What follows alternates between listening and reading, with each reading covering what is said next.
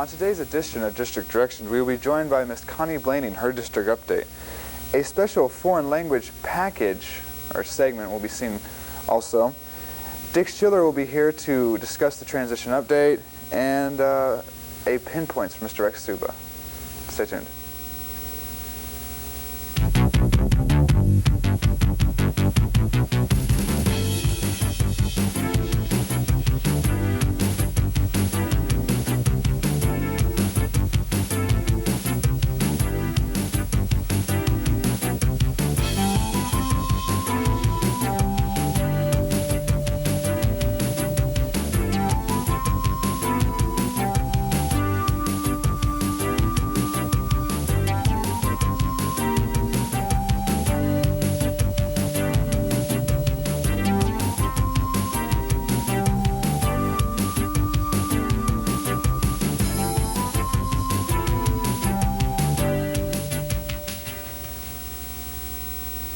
Welcome back to another edition of District Directions. I'm Lawrence Bothwell. And I'm Amanda Patterson. Joining us first is Mrs. Connie Blaney with her transition update as she discusses school transfers for the Norman High, Norman North situation next year.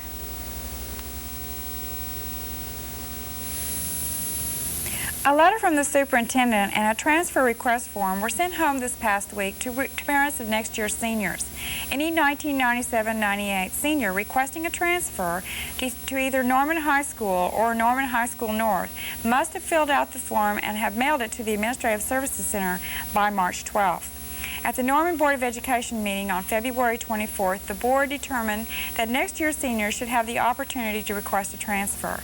Seniors who transfer will not receive an eligibility penalty related to participation in interscholastic competition.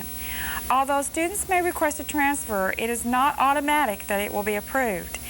If it is not approved, it will be denied because it creates an imbalance in the instructional and in curricular programs of the school, Superintendent Jim Gray said.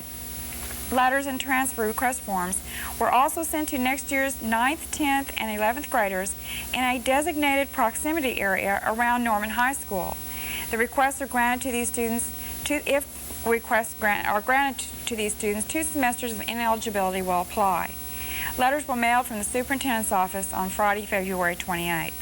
A return envelope was included with each letter and transfer request form. Forms were sent to the attention of the superintendent at Norman Public Schools. Congratulations to 2 of our finest teachers in the district who have been named winners in the Oklahoma Foundation for Excellence program. Robert Kidd III, music teacher from Eisenhower Elementary, and Sandy Bahan, Central Mid-High Social Studies Director, were the 2 teachers in the state from public education that will be honored at the Foundation for Excellence banquet on April 19th at the National Cowboy Hall of Fame in Oklahoma City. Mr. Kidd will receive the Outstanding Elementary Teacher Award, and Ms. Bahan will receive the Outstanding Secondary Teacher Award. We are very proud of both of these teachers. One of our students, Eric Gilhe from Central Mid-High, won first place in the Citizens B Regional. He will go to state finals in Tulsa on April 5th. The top 3 finalists from the state will compete against the top 3 Texas B winners. We wish him good luck in the state competition. We are happy to announce that all of our semifinalists in the National Merit Program made the final standing. This is quite an achievement, and we want to congratulate our 14 seniors from Norman High School. Our district had the most finalists of any school district in the state of Oklahoma. The Cleveland County Health Department completed their 3rd series of Hepatitis B immunizations for 6th graders this past week at all 3 middle schools. All students entering the 7th grade in the fall of 1997 must have completed their series of the 3 immunization shots. No student will be allowed to enroll without finishing these series. If students have not completed the series, they need to contact the health department at 321-4048 and arrange to start the series of shots. Parents, if you have a student entering kindergarten next school year, you need to mark your calendar and plan to come to Kindergarten Roundup on May 7th. This is a pre-enrollment procedure, and it is important to get your child pre-enrolled. This is sponsored by the Norman Public Schools and the Assistance League of Norman. Our regular school board meeting was held on Monday, March 17th. I will give you a full report next week on what happened at the school board meeting. We want to wish Jim Smith, our Director of Student Services, and Judi Barber, Director of Curriculum and Instruction, good luck. They are both retiring this month from the school district. Judi started in 1968 with Norman Public Schools as a teacher at Monroe Elementary. She also taught at Kennedy. She opened Eisenhower Elementary as principal in 1974-75. She became the curriculum director in 1992-93. Judi has also hosted interview segments on Channel 29 for over 5 years. Jim Smith started with Norman Public Schools in 1979 as an elementary principal at Monroe Elementary. He was a principal at Whittier from 1985 to 1991. From the 1991 to the present, he's been the Director of Student Services. We appreciate both these employees for their dedicated service to Norman Public Schools. They will be missed. For Norman Public Schools, I'm Connie Blaney.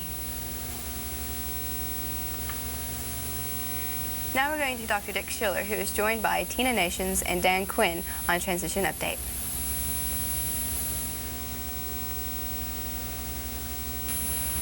Good evening, and thanks for joining us on Transition Update. Tonight I'll be visiting with the 2 high school principals that we'll have in Norman next fall for the 1997-1998 school year. We have with us Mr. Dan Quinn, who is presently the principal at Norman High School, and next fall will be the principal at Norman High School North. Hi, Dan. Hello, Dick. And Dr. Tina Nations, who is currently the principal at West Mid-High, and next year will be the principal at Norman High School. That's right. How are you doing? Fine, thanks. Good. We wanted to visit tonight, I think, about some issues that might have be of some interest to students and faculty members at our high school level. And thought maybe we would start off by considering some student issues. I know that the kids are going to be mighty interested in their student elections for next fall at both of the schools, and would like to ask either one of you what we're doing about student elections this spring. Are we having any, or are we waiting until the fall, or what are we doing? Well, we felt that it was really important to get our student council, our student congress elections done early so that they could have a retreat this spring and do some planning for next year. So the 2 schools, the student council, congress sponsors, and the activities directors and palms and cheers all went on a retreat, and we talked about elections, and we determined to go ahead and do the student congress elections, to have student congresses instead of student councils, and that's a tradition at Norman High School, and also then to have those elections this spring, and those officers will have been elected, and we'll have a retreat in May, part of April and first week of May. That's been going on at the high school here too? Yeah, that's right. And you know, we went ahead and assigned the advisors for those 2 organizations, the Student Congress at Norman North and the Student Congress at Norman High School for next year, so that they could get started. We felt it was important to get started this year. We want to involve students as much as possible at both these schools in some of the decisions and some of the things that are going to be going on, and we felt that it was important to do that now. And also the students need to know who their leadership is going to be for the next year. And so Brian Horn and Donna Queen, who are staff members at Norman North, were named advisors for Norman North High School, and Margot Laughlin and Murray Quinn are going to be the sponsors for the Student Congress at Norman High School. At Norman High. And they've been very active. We took 2 slates of officers, and one of the first things that we noted here with going to 2 high schools, one of the concerns was to give more students an opportunity to participate in different activities at the schools. And I think that we saw 2 really strong officer slates being nominated for both of the 2 congresses at the 2 high schools. And this is our first sign that there really is that second opportunity. We're giving more opportunities for students to participate in leadership, and that's one of the goals that was set out a long time ago when we started talking about 2 high schools, was to give kids more opportunities to perform and participate. And that's what we've noticed here. We have some really good candidates for all the offices at both schools, I think. Well, that's super. We think that that's going to spread throughout the organizations and activities that are going on these campuses too. For the clubs and things, though, we've decided to wait till next year because it's really hard to get like West and Central and Norman High School together. So we decided for the club officers, we're going to wait till next year to get together, and then the officers of those clubs, I know the presidents will be in a leadership class together and get some training there. Right.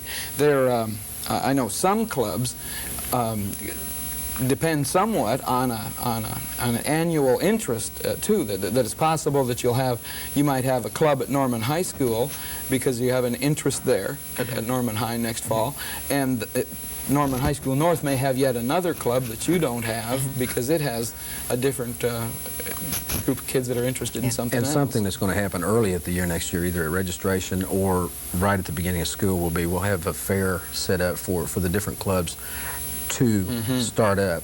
And we're having to do some things now for North, Honor Society, New Alpha Theta, and some of those, we're having to apply for charters now so we can be ready to go with those organizations when they start. But that's background work being done by the advisors of those particular groups right now so that we can be started when the students are there. So, and then of course Norman High School will have the ongoing clubs that already have the charters. So we're in kind of a different area at North where we have to start up anew.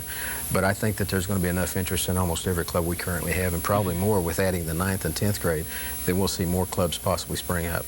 I hope so, and I would guess that you're right on that. You mentioned you already have done some leadership training in a retreat, and you'll be doing more of that too, probably, as you get all your officers finally elected. And Palms and Cheer tryouts are, speaking of students, they're this spring. Yeah, they'll be the first week so in April or sometime they'll be in in April. place, and they can practice during the summer. And Sure. I mean, and again, this is another opportunity for more students to participate, and I think you'll see more cheerleaders and more Palm people involved and trying out and being selected for those squads. Great. What about enrollment for next year? I know the kids are scattered across 3 different campuses right now, and they'll concentrate into 2 of them. Have you made plans yet for enrollment? I'm sure you have. You do that. The counselors at Norman High School and the counselors at Weston Central are currently working on pre-enrollment, getting the course requests from students from all levels. And we'll actually finish that enrollment the 2nd week of March, or the week after spring break. And the major reason for that, I know that people typically know that we have orientations, and we had to have all in April, but we've had all those early this year so that we can get a tally so we know what courses we can offer, what courses make, and also our teachers and their assignments, and those are appropriately placed. Right, and that brings me to another question then. As you start determining which courses the kids are going to enroll in, then obviously you're going to be dealing with the departments and the faculty at the schools. People probably don't at this point know what actual courses they're going to teach for next fall. We hope by April 11th, at that April 11th in service.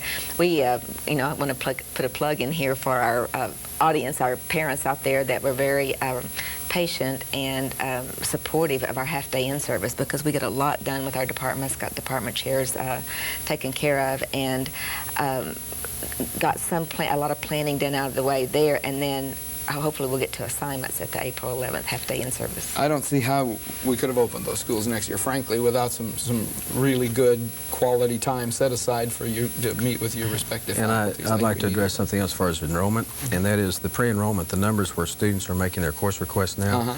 That's going to help us determine what we're going to be able to offer at the different at both schools. And we're going to try the best to offer what the students have chosen to take. We're going to have some problems with that because we're in a new situation where we have 9 through 12 combined together, block schedule for the first time with all schools, all students at the high school level. So it's going to be kind of an interesting mix to see how that all shakes down and comes out based on what the student requests were. We've offered more courses for students through the course content booklet, which they've all had a chance to look at. So we're going to use those numbers to try to determine what kind of courses we're going to be offering rather than us determining it. So it's a student-based thing. And if it is the way it's been in the past, some courses will have multiple sections, a great many sections. Other courses may not make if there's not sufficient interest in it, and it varies everywhere in between those, I imagine. And we will just have to see those numbers and try to make the best decisions we can based on those. I agree. Have you thought at all or talked at all with your staffs about who's going to be departmental chairs and that kind of thing? Is that going on at this point? And I took a survey on that Friday. They elected on Friday, and ours are being notified today. Oh, great. Chairs. So that is timely then, isn't it? And the department chairs I think that's an important step also for the faculty, because the department chairs are kind of the liaison between the total staff and the administration, and that's where a lot of communication takes place, because we're right now not able to communicate with every individual teacher as often as we'd like, because at our places. We got teachers coming from 4 and 5 sites for next year, and so this is a very important thing, and I think it's a good first step. Well, I do too. That's why I asked. I think the departmental chair is an important position and one that you folks turn to a lot. Something I'd like to mention here is that the district did give us, and our parents have been very supportive of those half-day in-service, but prior to that, something that really helped the camaraderie on that day was that we met every department in an evening meeting prior to that half day. So teachers also gave up evenings to get ready for in-services.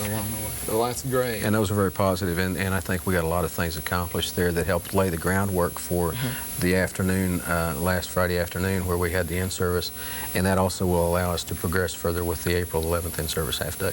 Well, you're touching on something that I'd like to move into here a little bit, I think, and that is the need, of course, for consistency at the two schools, and also, I think, at least a desire, if not a need, for a collegiality and a feeling of togetherness, even though you're at two separate schools.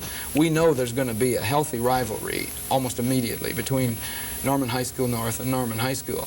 But we want the kids to have an equitable opportunity and have a consistency in our curricula and a collegiality among our faculty as much as possible. Have you done anything in that area to work with your faculty members? I think if modeling does anything, Tina and I, since the day we were named as principals of the two sites, have worked very closely together to try to be sure that we are maintaining that collegiality between ourselves.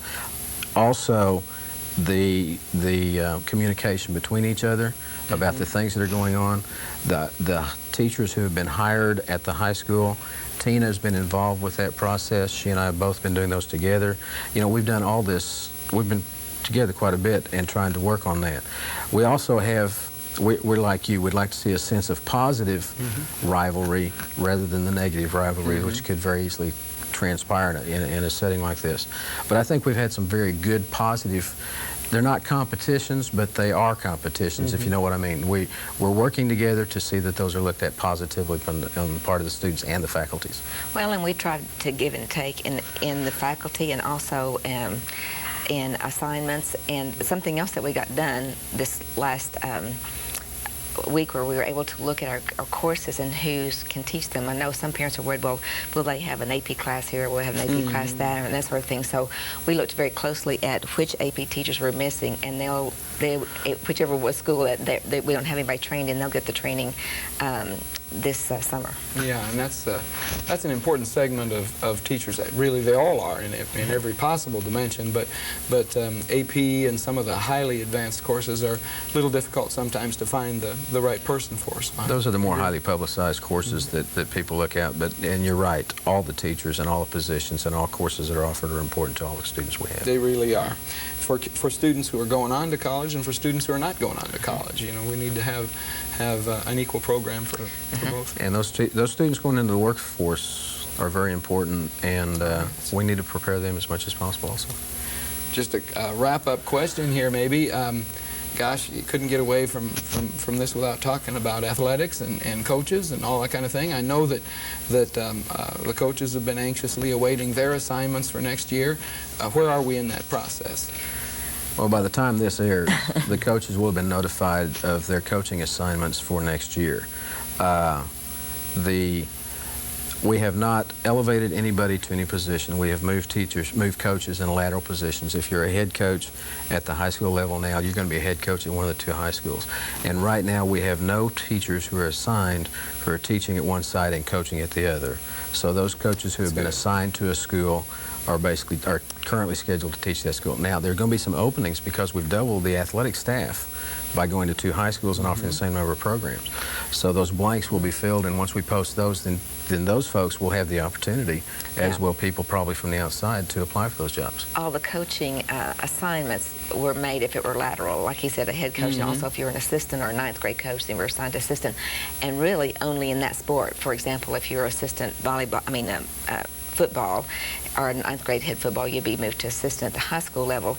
And if you didn't want to coach football anymore, or you thought you wanted to try for another fall sport, which might start out basketball, an assistant there, or cross countries in the fall, or volleyball, or fast pitch, is that softball? softball.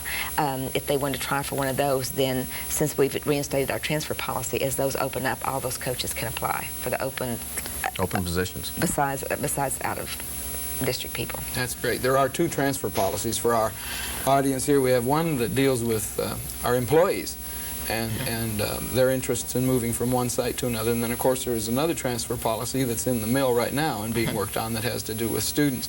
We'll probably be talking about that in the future on this show.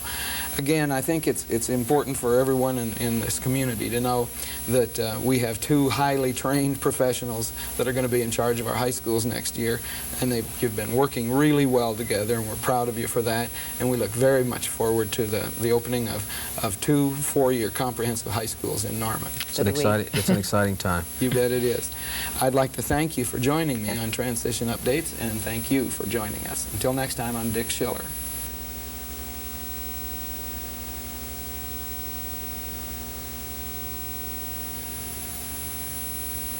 Well, that's all the time we have for this week's edition of District Directions. For Lawrence Bothwell, I'm Amanda Patterson.